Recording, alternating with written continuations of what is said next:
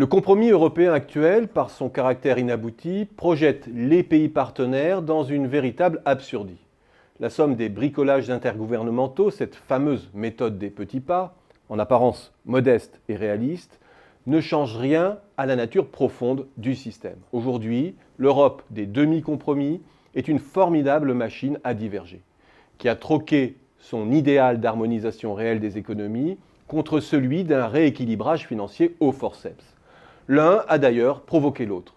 À partir du moment où un des territoires concentre la production de produits exportables, que les autres se replient sur des services faiblement échangeables, et où deux, la mobilité des personnes se limite à celle des plus diplômés, les déséquilibres financiers sont alors inscrits dans les gènes du système.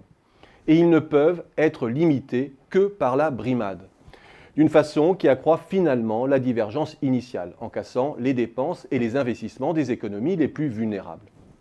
Et notre ébauche de gouvernement économique, l'Eurogroupe, est nécessairement dévoyée.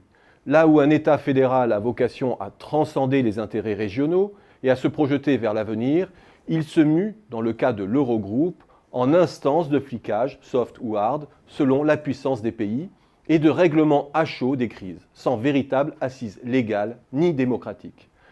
Bref, nos embryons de fédération se muent en repoussoir d'un projet plus achevé.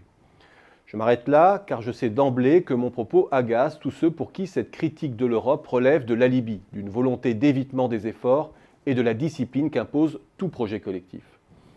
Et c'est peut-être cette impossibilité de soutenir aujourd'hui le moindre débat constructif sur l'Europe, sans que le propos ne soit dévoyé, récupéré, qui me paraît un des mots les plus préoccupants de ce début de siècle. Lorsque l'utopie n'a plus cours, quelle chance reste-t-il à un projet de se réaliser ? Or, engager aujourd'hui la moindre discussion de fond sur l'alternative européenne est devenue mission quasi impossible. Affronter sans tabou cette alternative devrait au contraire mobiliser tous les esprits éclairés. Le premier terme de l'alternative est, il ne faut pas se voiler la face, de défaire en partie ce qui a été fait, en l'occurrence l'euro, en tirant les conséquences du décrochage économique de la zone euro, dont la France, pays médian, est emblématique. Avec plusieurs options sur la table.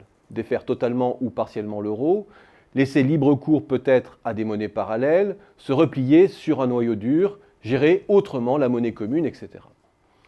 De redéployer aussi le projet européen sur d'autres terrains d'intégration sociale, environnementale, fiscale, technologique, éducative, etc. Toutes ces options devraient faire l'objet d'un débat sérieux, sans que les protagonistes soient d'emblée taxés d'extrémisme. Le second terme de l'alternative consiste, à contrario, à imaginer la feuille de route vers un projet fédéral assumé, compatible avec l'euro, sans être taxé de doux utopistes. Car là aussi, il y a mal donne. Lorsque la rationalité économique pousse jour après jour à recommander à ses dirigeants de rentrer dans le jeu de la concurrence fiscale ou salariale, et que l'on mesure dans le même temps l'impact collectif délétère de ces recommandations, il faut alors s'interroger sérieusement sur la pertinence du système dans lequel est insérée son économie.